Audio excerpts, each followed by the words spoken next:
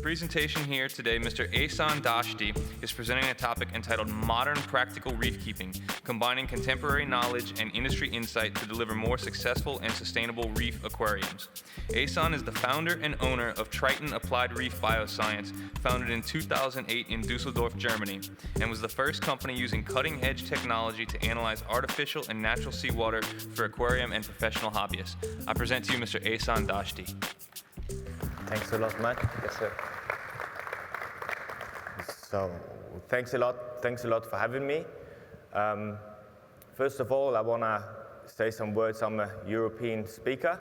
So I'm the only European speaker, so it's possible to have some typos in my talk, okay? So you're allowed to laugh, it's all right. Another thing that I'm quite happy about is that we have so much support in America. That's not normal for what we do. We do a very innovative job. We have new stuff coming for reef keeping all the time, and you guys are so far away, and you have great people over here. They are like the pioneers of actually Triton in the US, and I want to thank you for that. We have learned a lot of things about the regional, reef keeping in the US, and I want to tell you about that. But a big thanks to all the people that trusted in us, even when we weren't proven, even we do a lot of things that you should maybe trust us, but still, thanks a lot. So just to begin with, I'm talking about modern reef keeping, okay? And in reef keeping, I'm doing it since I'm 12 years old. Like everything is somehow modern, So the word is a bit strange. Like everything is scientific, modern, holistic, or whatever. When I founded my company, I really tried to make that not only sound good and really live it, like the word should have a meaning, right? And right now we are in an era where a lot of things are changing, a lot of strange things happen since I'm, doing reef keeping. And I'm not talking about a Ferrari in a fish show, I'm talking about really, really important things. And I'm trying in that talk to make you understand the whole picture that I'm seeing it's changing over, and you in America, you're maybe a bit far away. In Europe, that stuff is happening already, and it's coming over to you right now, and I'm talking about like ICP testing and stuff like that. And I want you to know that I'm trying to not do a scientific talk today. This is what I'm very often doing, like very specific scientific talks about ICP, about cyanide testing, about stuff like that. Today I would like to do a talk from an aquarist to aquarist. So I would like you to take something home that makes your tank better, okay? And I'm really trying, even if it's getting a bit scientific. So you just raise your hand when you're not happy with something, okay? So let's start. Reef husbandry. Like I say, modern reef husbandry.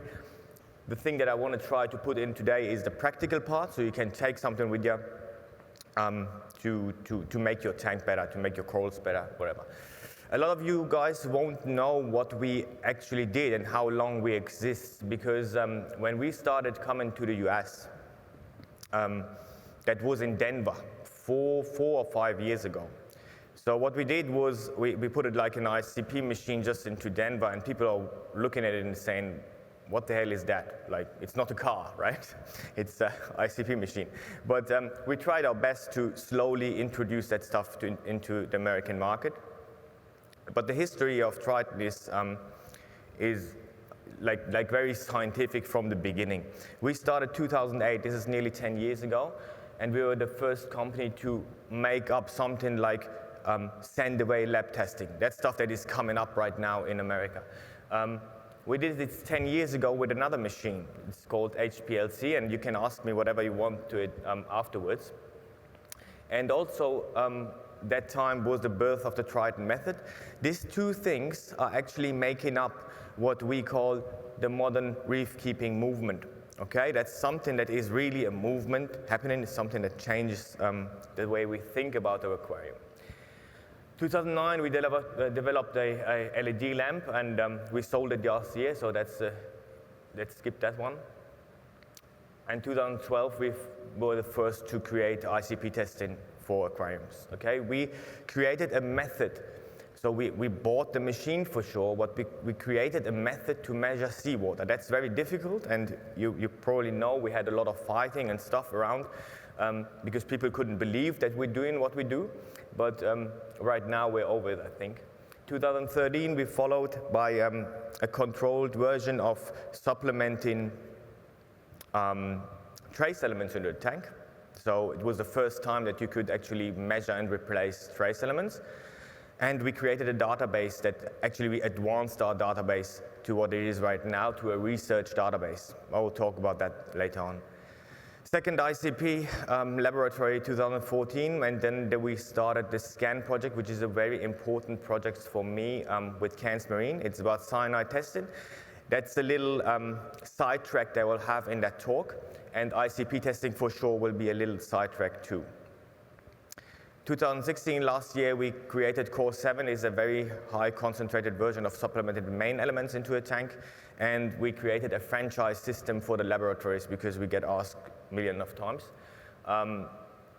You need to know that my company caused, in our industry, 1.9 million euro investments of other companies, like of foreign companies, into ICP machines. So that's quite the way the industry is going right now, and I will explain to you why. So first of all, a bit of basic knowledge, right? What we all try to do is getting that stuff into your tank, right? Like creating that environment in a little closed system. And I have in all my talks, even scientific or not, I have a little triangle, and that's this triangle. That triangle, you can see, is like a triangle with a little circle in the middle, where biology is written in there. But I want you to imagine that that is a table. Okay, it's a table with 3 legs, and the biology is actually what do you call it? Like a ball, right? So the 3 legs of whatever system we have in our, like whatever we try to reproduce in a tank are like light, filtration, and chemistry. The main one is actually the chemistry. Is not like the most important one, but that is the one that the other 2 want to try to somehow, control. All these legs are somehow, woven into each other, so they react when the other one is reacting. And you need to understand what an aquarist tries to do is always somehow balancing this table so that ball is not falling off the table, right? The biology need to exist on that table. Oh, sorry. Can I have some water, mate? Where's like, anyway. So maybe you can get some water. So what we have, what the problem we had in the past was that light was all right as soon as we got like metal halides. Some of you wouldn't even know what metal halides are, but old version of illumination, right? And we are also good with filtration. Like we did a lot of science on filtration system, bacterial or even algae, whatever you're going to use. They worked, and we could work with them, right? But what we never had is that part of chemistry. So chemistry was always like a bit of a problem to balance, right? It was difficult. It did whatever it wanted to do, and we tried to somehow conquer it with the other side of what we could like change, like filtration or light or whatever. And it was really hard job to get that done without having control over the chemistry, right? You need to understand, when we implemented all the technology and reproducibility and stuff that I'm going to be in detail later, but we turned that into a green one too. So right now, modern reef keeping is able to control the whole table, right? And that's a big, big step from what we have done before. I will explain it later on, but you will understand that table thing is a very important thing for a modern reef keeper, okay? It's important because it's controllable, right? Anyway, you've seen that, you will use it later on, don't worry. So let's go to the main part. The difference, the new way of thinking, right? So modern reef keeping doesn't mean that we put in some fancy stuff with even more corals on the bottles and think that it's like good for the tank, okay? Modern reef keeping means that you think different about your tank. You think different about what you're doing, okay? That's what we do in Europe. So people started thinking different about whatever they do or did in the past, right? One part of that, it introduced it, is a technology part. So ICP testing, for sure, did its part to this kind of thinking. And I'll explain why. So look at that. You know that you guys try to actually copy or, you know, do whatever your friend is doing. That's mate, you know, it's, I mean, Australian for friend. So, and it was really difficult to copy another tank, right? It was difficult. And one of the problems were that you were just too generic. We know that trace elements, for example, were important for corals and coral reefs, but we never really dosed them consciously because we couldn't measure them, right? And the technology now with ICP testing allow us to do the same thing that people are doing like years on magnesium and calcium, right? So which one of you is mixing magnesium and calcium and maybe alkalinity in one bottle and adding like 10 milliliters a day on 100 liters of water? Who's doing that? Nobody, right? Or maybe somebody? No, hopefully not, right? But you know that you're doing the right thing when you measure and replace calcium and magnesium and alkalinity, right? And you should do the same thing. This is the modern kind. You should do also the same thing with everything that you want to add into your tank. If it's needed, you add it, right? You measure it and you add it. That's one of the things that is modern in the ways we do it, right? Test water, know what's in it, act to fix it. It also counts for stuff that is actually, you know, contamine your tank. So it shouldn't be in your tank. You can, you know, cut it out and get it out of the tank if you have a tool for that. I'm just jumping quickly. You should ask whatever you want afterwards for sure, yeah. So another thing is, you know, that problem that people, you know, using something and you know, they give me a call and say, Ehsan, I'm, you know, I have problems, all the corals are stripping and 2 years was so brilliant and now it's just everything dying, so what should I do? And I'll say, look, do a test. And they say, oh, I don't need a test, you know, I'm doing it 2 years like I'm doing it and everything's all right. And then, and I say, okay, look, there could be something that actually built up in 2 years, you know, and we even proved that with bromide, for example, like 6 years ago, before anybody knows that we exist.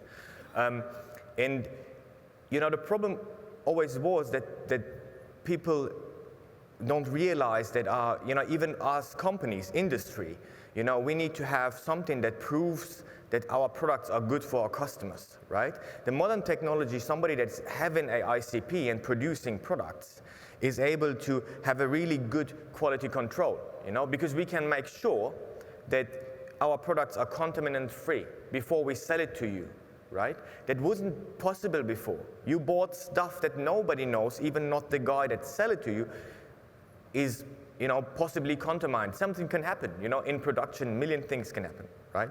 So that's something that nobody thinks about, but ICP testing also get that part of the industry better, like our part, right?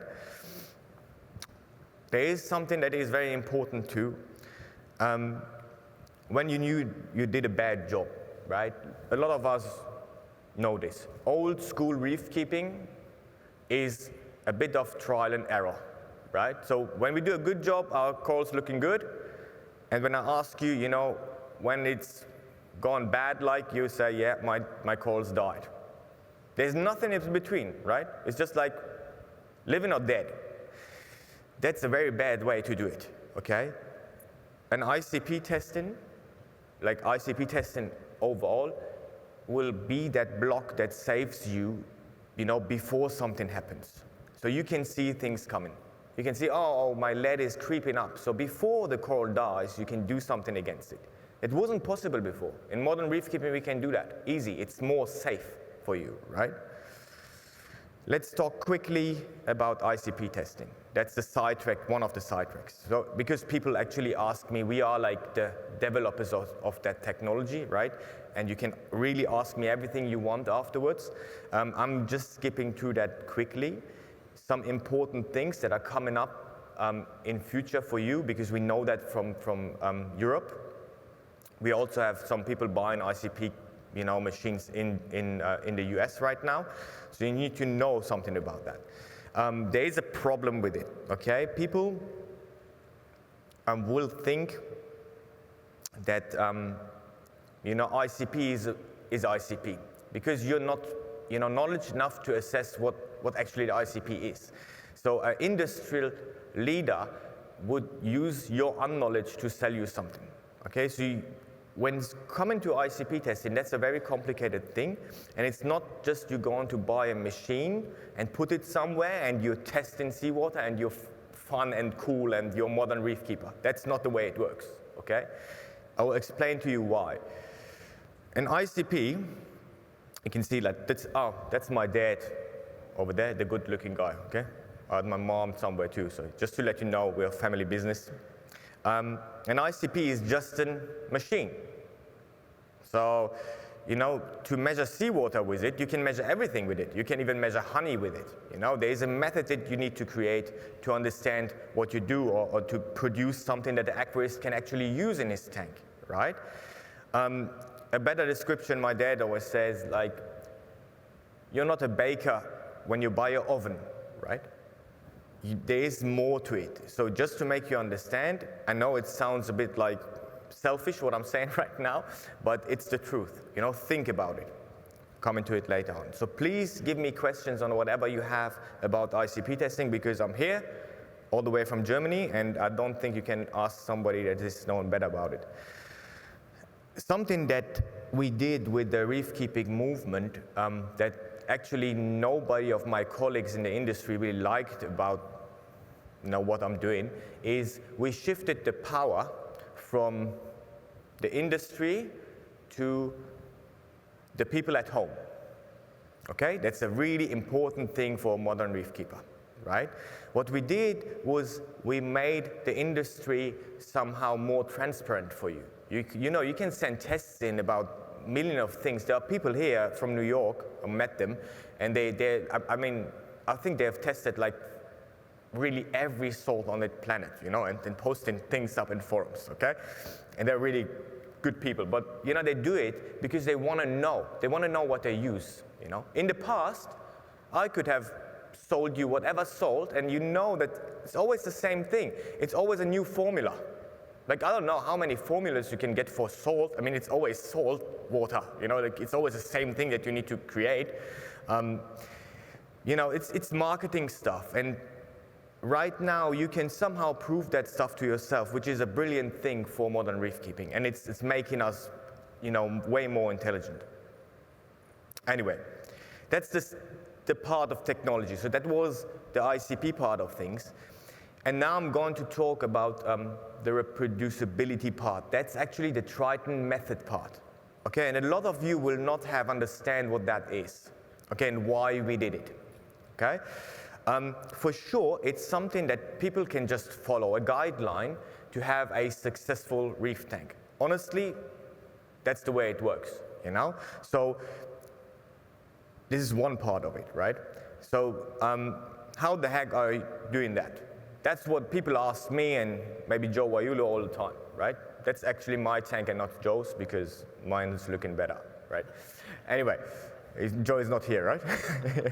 Okay, so anyway, that when I had a tank even at home, people came to me and just saying like, how do you do it? And they just want to know really in detail how I'm doing it, right? So a guideline is actually what everybody wants, okay? That's one part of it, right? You need to have something. This question is always asked, the most question people are asking. And the bad side of it is, we in old school reef keeping, we always thought very generic. Like 10% water change. You know that I'm not doing water change, right? 10% water change every week. It's a very generic thing. You know, I mean, if you had a picture in here, just dropped it. But, you know, you see my tank with all the, you know, with 1 meter big clam and, you know, 70 kilo corals and whatever. And then there was a picture with, you know, a tank in Japan with 1 single tuna in there. Okay, that's a really big difference. How could it be that we just generically say 10% water change of both of them? Like it's 1 tuna against like millions of corals. Like what? That's not going to work, you know? So the same counts actually for adding things. If you go down there, you will find millions of bottles, and all the bottles are saying like 10%, or that's 10 milliliters of 100 liter of water. Just add it. That's, you know, that's not at all scientific. How should that work? You have a softy tank, you have LPS tanks, SPS tanks. How could they all need exactly the same stuff? It's just, you know, that's not scientific at all. It's normal for us as aquarists, I know it, but, you know, modern reef keeping, we think different, right? We have more tools, more technology, we can do it better. So now we're coming to why I created TRITON method. It's a good guideline, right? It's a brilliant guideline. Everybody's happy with it.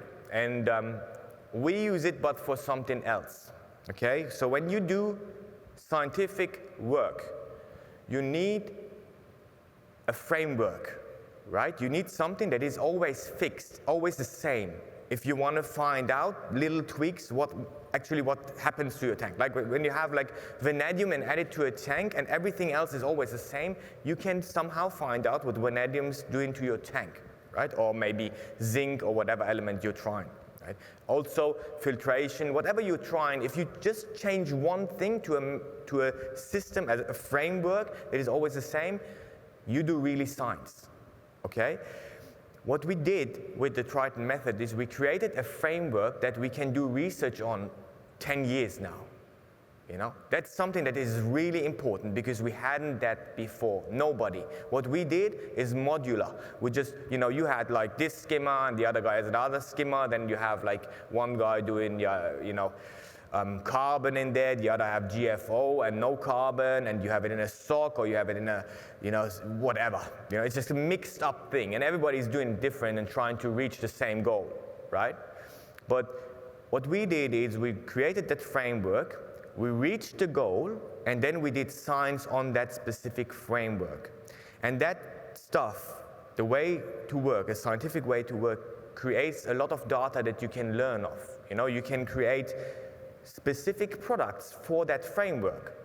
How should I create, you know, like a mixture of trace elements, for example, if every other tank is different, right? How do I know, like, what carbon is taken out, what GFO is taken out of the tank, if everybody is using a different amount and using a sock or whatever, right? That's the way of thinking that you need to have. So this is a very important part of TRITON. It's not only, you know, made up to make your life easier, it's also made up to make our science easier, right? Very important part of it.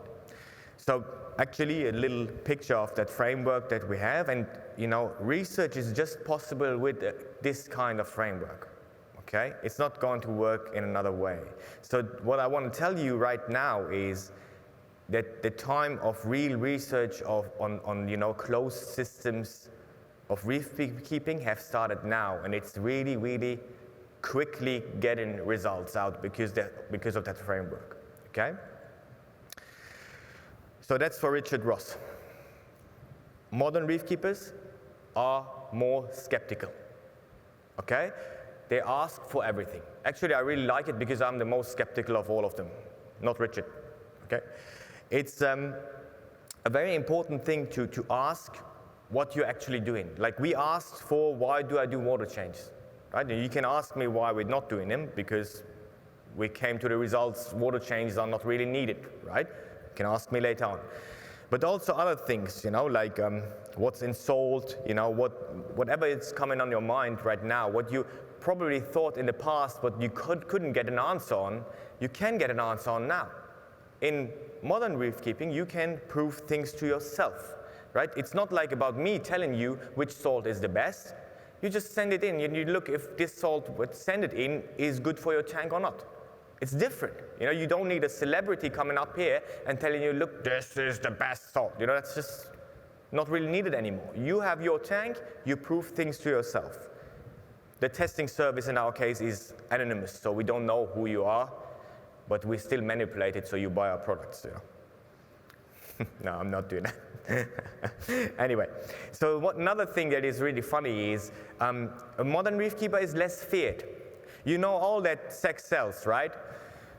Fear sells even better, much better. So if I would create a post on Facebook or Reef Builders or whatever and say 10% water change is not enough, you need to do 20%, otherwise you build up something really crazy and everything will die. Believe me, you know, salt will sell double as much because you will be feared that something dies in your tank, right? I had a call from a guy in Germany calling me up saying, oh yeah, Ehsan, I'm just, you know, I'm doing Triton and everything is really good, but, you know, the tank is just 2 weeks and it's crazy, you know, and I have these results and they're really bad. And I said, what have you done? And he said, like, yeah, I've put it in that stuff against white spot, right? And I said, yeah, but I mean, white spot. Yeah, I'll put in that stuff in because it's really, it's good. And I said, like, you know, but it's 2 weeks. How many fish is in there? And he said, no fish. I just did it because, you know, to prevent white spot. And I said, no. I said, what? No. That's wrong, right? He was feared. He was feared that he will put in fish and he will get white spot. He put it in stuff before. You know, that's not happening in modern reef keeping anymore. So you react based on results or based on, you know, something that is happening in the tank, but you're not putting stuff in before something happens. You're not putting in bacteria to run, you know, start up your tank or something, right? It's just like a bit of, you know, marketing stuff. Anyway, I call this chaos. So old school reef keeping is anecdotal, so it's a bit of chaos. We get in a way from chaos, you get real knowledge out of it. Okay, that's the next one, knowledge. We have created with the two things before a really crazy amount of knowledge about reef keeping. Okay, reef husbandry is different now. And there is a problem with that too. You need to understand that when you go in somewhere, so let's say your copper is high, and you're asking in a forum, look guys, my copper is high. This information that you're searching for is not there. It's new information. Okay, so if you would ask copper, okay, maybe Randy Holmes will come up with something and he's pretty brilliant, you know, I really love him. So it's okay.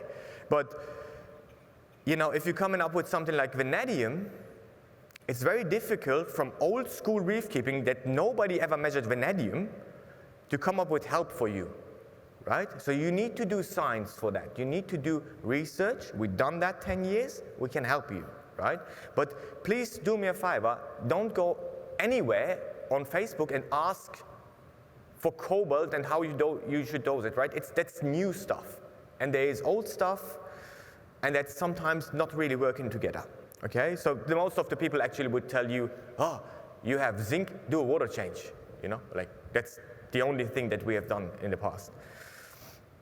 We do a lot of things to get knowledge about all the things that actually we can measure, okay, or we can replace. So we do expeditions, research projects, and we feed all this information back to the system to learn from it, right? The database is quite big. So this is me and my wife diving in Flores, and we're taking samples. We've taken like a lot of samples around the world. We're doing it with Cairns Marine too. And it's brilliant. You know, you can find out what's really needed, what's not. You know, I mean, the corals in Australia, they need really, really clean water. I've never seen that before. We have projects running with the Horniman Museum. That's a sidetrack too later on. Brilliant project, sexual reproduction. And you know, Jamie Craggs is the guy that is doing it. He's a very, very like, what do you call it, fuzzy scientist, right? So he wants to make everything perfect.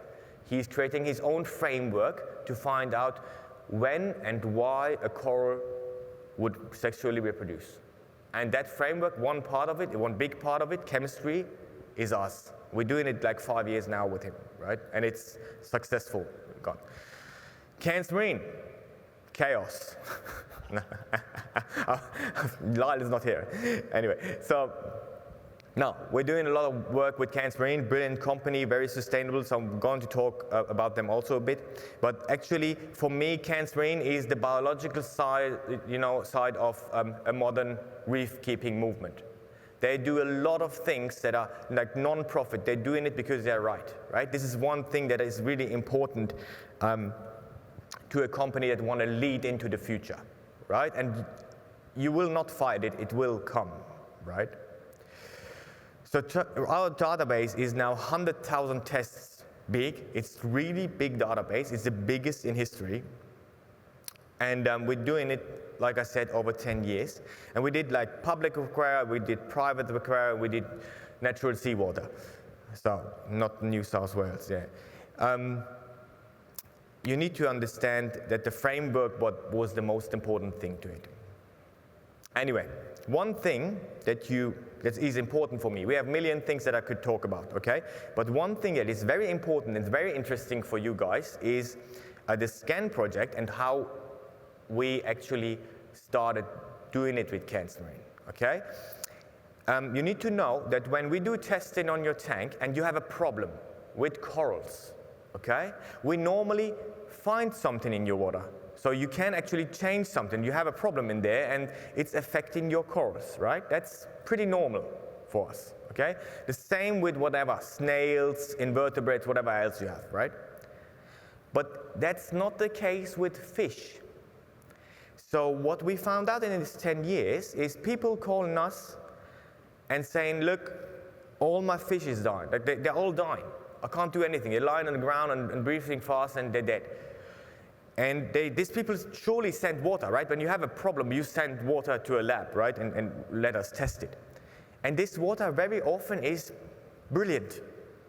It's good. It's even happening to people with the TRITON method, so we actually know what it needs to be good. And my dad and me were sitting there and really thinking, what could it be? And then I met Lyle, and Lyle's dad, actually. And Lyle's dad told me about cyanide and cyanide fishing. Okay, and I'll read a really, sorry to say, horrible write-up in reefs.com, getting cyanide fishing like, there is no cyanide fishing. That's not true. Okay, that's not true. I'm honestly telling you there is something like cyanide fishing, and there is a bad effect into our industry, and it's, at the end, the guys that are really affected are you. It's not like something happening far away from you, it's happening in your tank. Your fish dying. You buy them, they are pretty nice, they eat, and then they die. Okay, and that's because cyanide fishing is getting more and more around the world. We decided to do a non-profit project with Cairns Marine, and it's called SCAN, to detect cyanide fishing. Okay, I'm sorry for that horrible pictures, but that's the way they do it. That's actually dynamite fishing, but it's still the same thing. So it's looking like that. They go into a reef, they take sodium cyanide, the very poisonous stuff, and just squeeze it into a reef, okay? And all the fish will lay down like that, nearly dead, and then they just grab them. Everybody can catch fish like that, even my 9-year-old daughter, It's very easy, and this is why the fish are cheap. That's the way it works, It's horrible, because if you look at that, that's my actual, illustration of the cloud that you create in the water, in the reef, and everything that is in a dead zone will die immediately because it's just too much cyanide there. Every coral is dead, everything living will die, okay? The yellow zone is the heavy damage zone. This fish will still be alive. They will be collected, they will land on a boat, they will come to your shop, and they will end up in your tank, and then they will die. They will not survive, okay? That bluish, can you even see that bluish stuff? The bluish one is the low damage zone. That's a really lucky area where the fish will possibly survive longer. This kind of fishing needs to stop, So please stay tuned on whatever we're doing here, okay? But if you would think about where you buy your fish, that would be a really good thing. Even just ask in a shop and say, look, is this fish somehow? They will truly don't know, They will just say, no, it's hand caught, right? But just do yourself a favor, and the other fish in the tank, they are actually, very healthy because they're carrying, illness and stuff with them into your tank. So be careful with that stuff. But that's something that we learned from modern reef keeping, okay? And more things like that will be created soon. Like some things I'm not going to tell you for sure because we're a company that also using that to, to create good products. But a lot of things we can actually come up with. Another thing that is very important in modern reef keeping is, that in the past when you choose your product to go in your tank, your choice was based on whoever have a nice tank. There was actually no choice. You said, Ehsan is having a nice tank, and Joe is having a nice tank, and the other Joe too, and they all use TRITON, so I will go with TRITON, That thing is changing too. So, in the past there was nothing really, you could possibly go there and say, oh, look, they had a Ferrari on MACNA, I'm going with them, That's a really strange reason to go for a product, right? But we hadn't any other possibility. You go for marketing claims. That was what you choose, your product from, like a marketing claim. I have amino acids in there, I have a new formula, I have this. This has changed. So right now, there are companies out there like Cairns Marine, like maybe Ecotech, they're putting like a lot of effort, and you can see that they prove it, right? Into sustainability, into new products. And you can choose out of these reasons like a philosophy. Why have I created my company? I not created it just to make money, right? I wanted to have my hobby, a bit like more sophisticated. That's what I'm like made up my company for. You can go for things like innovations. Okay, so we did the last 10 years, the only thing we did like fucking doing innovations, right?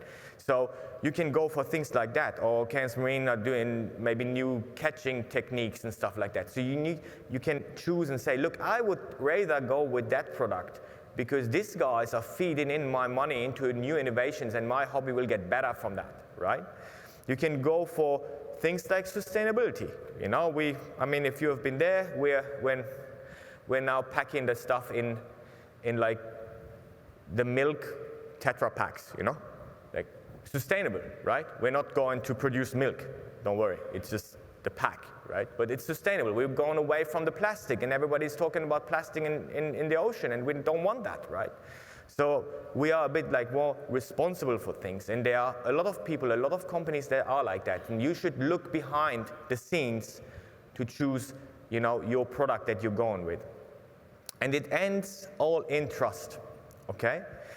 So like I said before, I'm very happy that you trust us, but my company really do something for your trust. We earn your trust, we're not just asking for it. We're not saying, look at our nice corals, you can have the same, this is amino acids. That's not what we do, right? And a lot of other companies are the same, So don't give away your trust. That's modern reef keeping. Very important part. Just ask, be skeptical, be a bit like Richard Ross. It's maybe good. Anyway, enough talking and writing and stuff, it's all good. Let's see what you can reach with modern reef keeping in a reproducible way. That means that you can actually copy exactly what I'm showing you now, okay?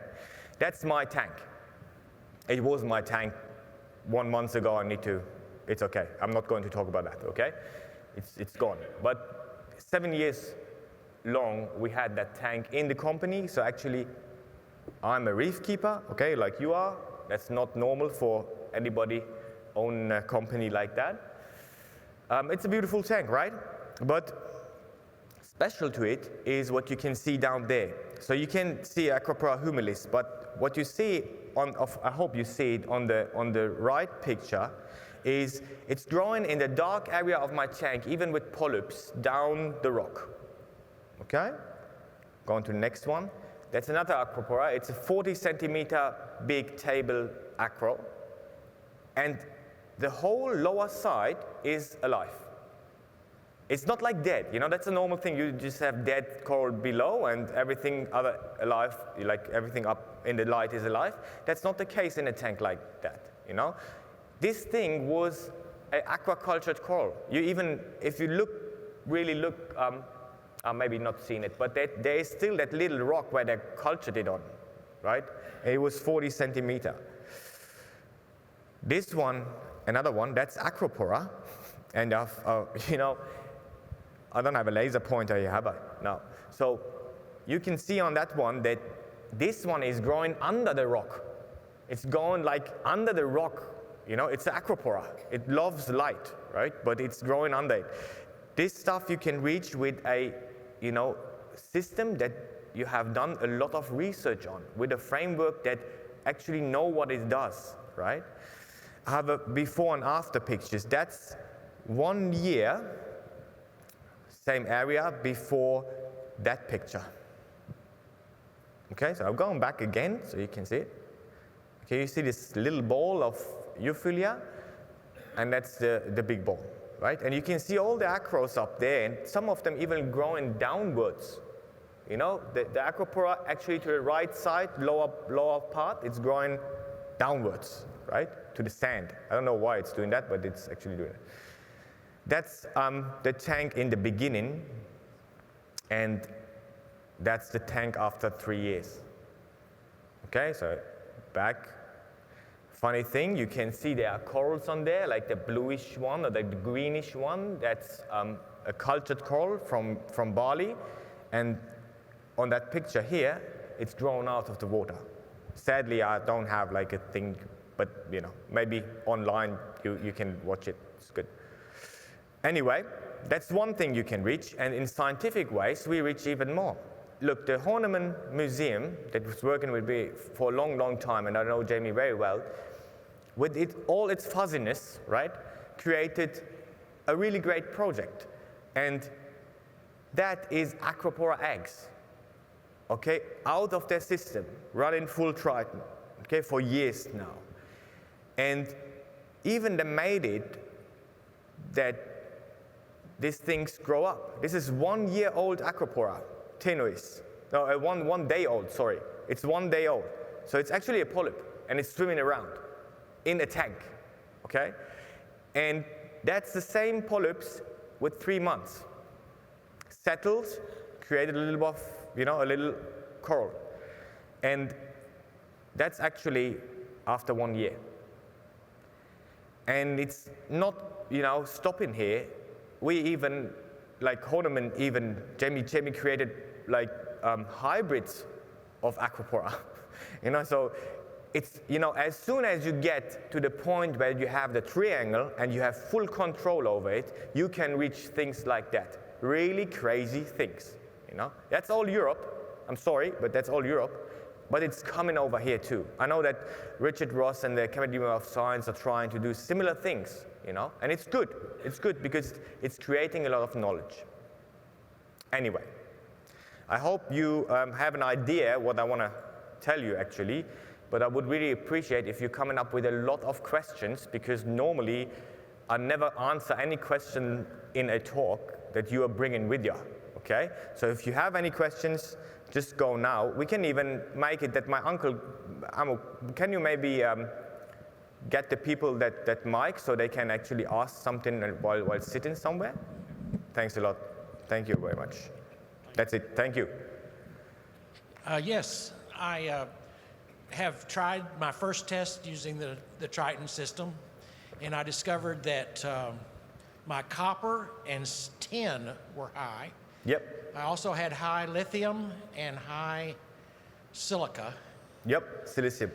And my discovery, or my expectation, my thinking is that about 6 months ago, I added a loop in my system using my RO water. Yep. And it incorporated a heat exchanger, which was copper with solder, copper heat exchanger with tin. Okay, okay. So that's my expectation. Can you just comment on that and Yeah. see what I've learned and how that Yeah, might apply no worries. later? So actually I would say that's probably the most reasonable thing to go for that heat exchanger for the metals. But lithium is a regional problem. So when you look at our tests and which ones are coming up with high lithium, the Americans are all really high on lithium. And we for a long, long time, we don't know where it's coming from, but it's an actual contamination of one of your salts, like magnesium chloride is actually very often contaminated with lithium here in America. It's only here in America, right? And so I wouldn't, you know, it's very difficult to get that away because lithium is something that is having something to do with sodium, so you can't really get it out. But, you know, as long as it's not making any problems, that's all right. But the lithium is not that problem. I think, you know, that the tin, it was tin, right? Tin. And copper, you need to get rid of that problem for sure. I've already started that process, but thanks to Triton for my newfound knowledge. Pleasure. My water that's coming in is from a lake.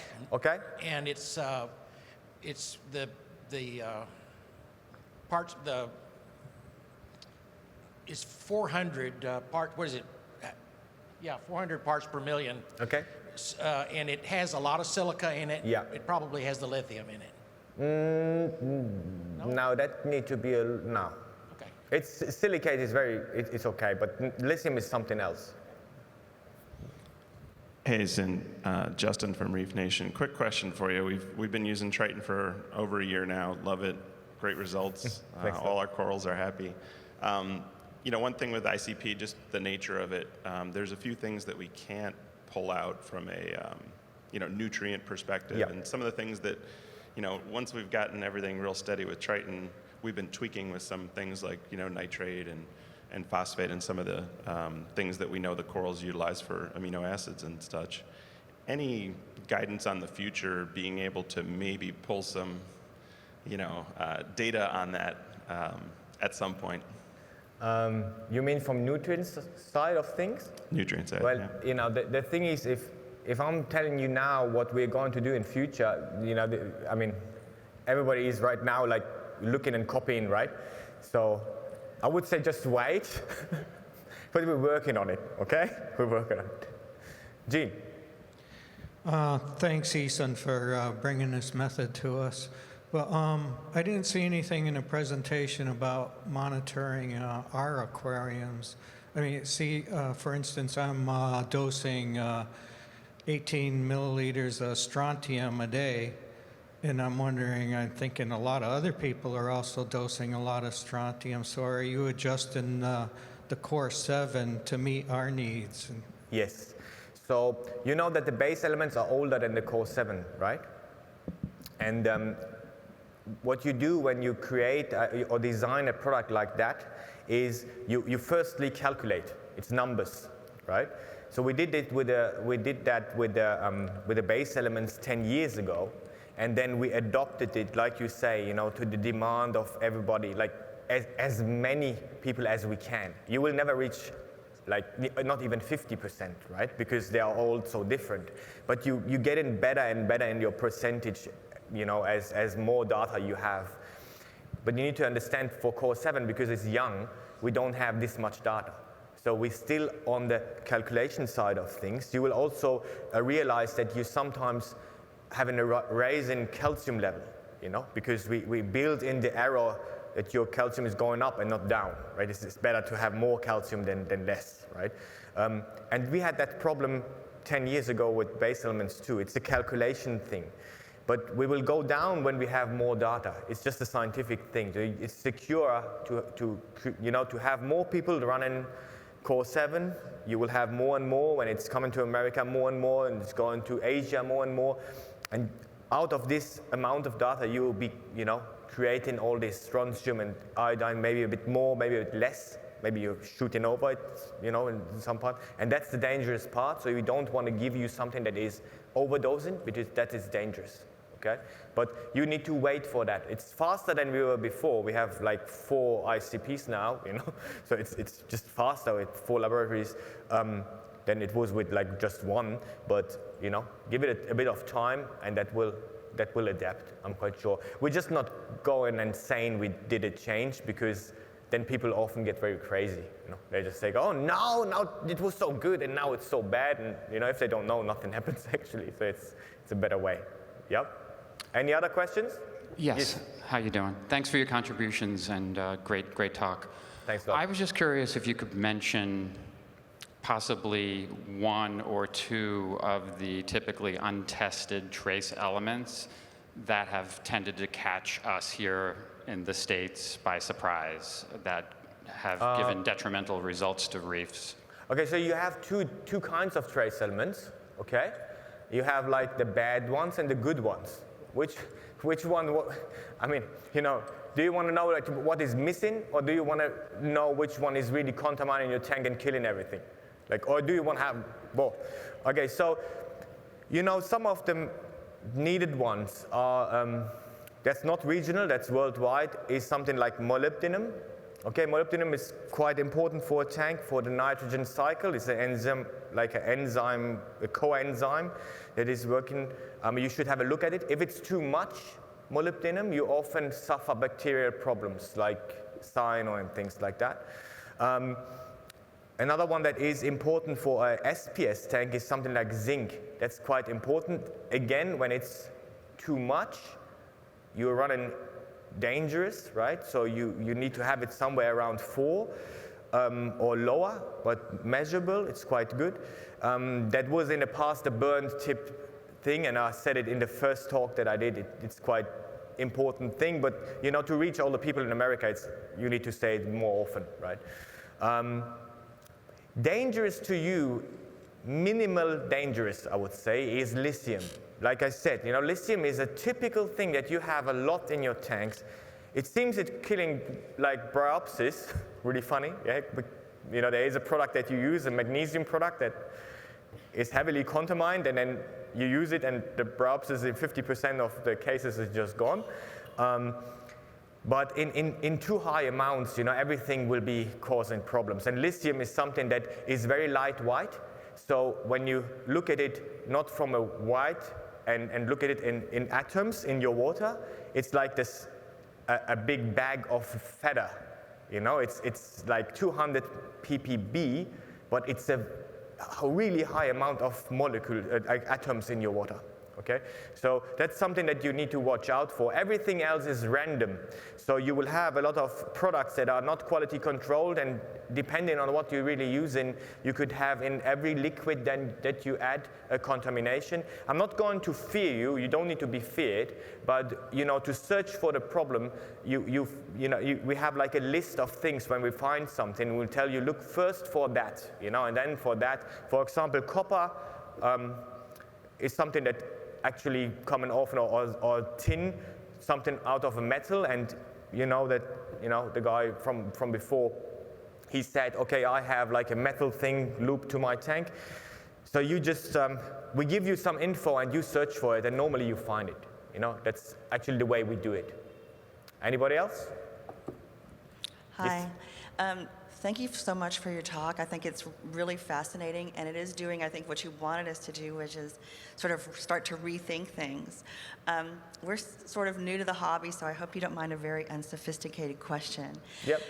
You seem to suggest that with the TRITON system, you can either avoid or fix most water quality problems without the water change, which is what everybody always suggests to us when we have a problem. Yep.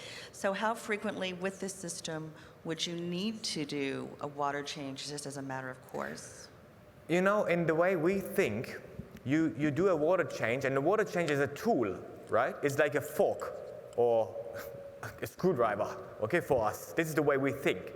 So, you know, when I'm eating a steak, I'm not using a screwdriver, right? So you use it when you need it. You use it for what you can use it, actually. A 10% water change will dilute 10% of your water. It's pretty useless for phosphate, because when you have 1 phosphate in your tank and you dilute 10%, it's 0.1 that you take away. It's nothing, right? So if you have a good use for it, for example, you have lead in your tank, right? That's a good use to do a maybe big water change because it's getting dangerous, right? And the computer will tell you because you have a control, you know, you have a test that is telling you do it. In any other case, it's more a danger for a tank because you don't know what you add into your tank. Okay, so you think it's salt. Actually, I could give you a bucket full of cocaine and you wouldn't know the difference, right? It's true, okay? And you would be rich. But anyway, I'm not going to do that. I'm flying out really, so don't worry. Anyway, so this is the truth. So you need to know what you're changing with to assess if it's good or bad for your tank. You need to know both sides. You have water here and you have water here. And you're going to take this water and change a bit of that water, right? So you need to know what that water is, as good as you can, and that water. And then you decide. So it's this decision-based thing that we use in a water change for what it is good for, you know? And sometimes the water change is just not good for something like for phosphorus, like phosphate. You need a phosphate remover. You know, that's what is really exactly getting what out of the tank, what you need, right? And you need to think it differently. If you have a framework and you do research on it, you can make the filter as effective as you don't need the water change anymore. It's the same thing, it's export, right? You're taking something away. You can do that with a filter. As good as you do it with a water change, even better. You know, so actually it's 90 to 10% or something, so that's the way we think, you know. Okay, was it enough? Yeah? Okay. Anybody else? Ehsan, thanks again. This is Brian from Reef Nation. I just had one question with what you guys are doing with Cairns in the cyanide. Are you guys going to publish anything where you find like some of the companies that are sourcing their fish that potentially are known to be poisoned? Well, you know, actually, you need to, that's a very political thing that we're doing. It's not going to work that we just say, okay, we give you a machine and you test and tell the people, look, this fish is not cyanide tested, it's not going to work like that. You know, it's a bit by force that will come. It will come in maybe, hopefully really quickly. You can watch out for my talk at MACNA in a Marine Aquarium Conference of Australia. I'm having a talk like in a month or something. I'm pretty far. I'm not the type of guy that is coming up and saying, look, we're working on it, but we never know when it's finished, you know? So I like to do a talk when something is done, right? And then go, and look, this is the iPhone, right? like this is nicer, that way, right? So just wait for that. But like open eyes MACNA would be a good choice to do. Yeah? Anybody else? Before I got dropped out here, is just jump in, right? Anybody? Oh yeah. Okay. Thanks. Outstanding talk. Thank you very much. My question is, as a local fish store owner, you talked about the cyanide and those fish being contaminated from perhaps somebody else's cyanide use, right? Into those outer boundaries. How could you know that a fish, or could you know with certainty that that fish was not contaminated with cyanide from somebody else's? Look, we're not measuring cyanide in the fish. We're measuring the metabolized version of cyanide. So the fish will get the cyanide into the liver, and the liver will produce thiocyanide. That's something else, okay? And then it's coming out of the gills of the fish. Okay. So you could know the fish itself was contaminated. Yes, correct. How could you know that the collected fish wasn't or was? I'm not understanding what you mean. Well, in other words, you're going after the fact, and so let's just say that as a local fish store owner, I want to have sources that I know have not been contaminated. Can I do that? Oh no, don't worry. It's not like you're testing it in a fish store. That's not going to work because you have like a million fish in one big amount of water, right? Yeah. What you would do is, that's the most. I'm going to tell you how it works. You know, it's just more that you test the fish when it arrives at the airport, alone in a bag, you know, and then you're going to test it. And everything that is happened before, so it's never reaching the fish store. That's what we want to do. It's not your fault, you know, because they will say it's hand caught. You know, everybody tell you it's hand caught. Exactly. So you need to stop that before it's reaching actually the country, right? And how would that be done? Sorry? And how would that be done? Yeah, so when you know that they're sending fish singly in a bag, like single packed that's the normal way, and the fish will like breathe out thiocyanide from the gills, and that thiocyanide is getting more and more in that bag. And you just need to test the water for thiocyanide, and you know a special amount will show you if this fish has been, you know, like collected or had any kind of cyanide hitting it. Could that fish have that if the diver that caught it didn't do it, but it could have been, no, it would have to have been an immediate, he got squirted. It need to be like, just, okay. and then it's getting it out. And even if there is some kind of contamination process that could appear, you need to have, this is why it's political, protocols that go on with it to the collector. Then he need to keep up these protocols. There are a million of protocols right now, like quarantine and whatever. So they can do a protocol not doing anything that contamines the fish, and they will do it because if it's coming up positive, it's nothing good for them. Okay. So it's a bit of a political stuff, and we're doing a technical component, right? Anybody else? Oh, there you go. New York is asking. No. Can you sort of tell us which trace elements the machine has trouble isolating versus making mistakes for other trace elements, like maybe manganese and whatever? I've seen that result sometimes.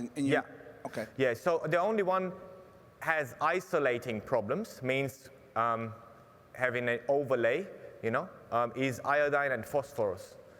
So iodine is measured very close to the phosphorus line, and they overlay when the phosphorus is way too high, But our test will tell you when your phosphorus is so high that the iodine can't be measured anymore. So it will tell you, look, phosphorus too high, overlay. But there is no other that have an overlay. So you actually are pretty good for that. Nevertheless, every element has different deviations. So every element is different in precision and accuracy. Okay, it's just the nature of the way you measure. Like strontium is just super easy and super good, right? Because it's very bright and a very good color to measure. And other things are not as good. Like magnesium is one of the worst. It's not like it's so bad like you would have it worse than a droplet test, right? It's a big difference still, but it's one of the worst. And actually you need to know that it's a trace element machine. So it's made for trace elements. Everything that is not a trace element, that is in big amounts in the water, will have bigger problems to be measured. Like sodium is 10,000 milligram, and 1% deviation is 100 milligram already, So the deviations are higher, but actually you need to know your method, you need to know how to interpret it and give it to the aquarist to be able for him to be used, right? There's no sense you learn everything what I did and then try to do something. I need to digest it for you and give it to you so you can use it, and that's actually what we do. So, I mean, if there is anything that coming up very strange for you, you always just write to the support and say, look, guys, and we have an extra, that you send us two, right? One we test and the other is stored. If there is something coming up as a question, we can test the other one, right? So if you have like fish poo in there and your phosphorus is rocking high, then we do other tests for you. It's no problem. I mean, don't ask everybody for it because it will double the work, but if there is something, you just give me a call.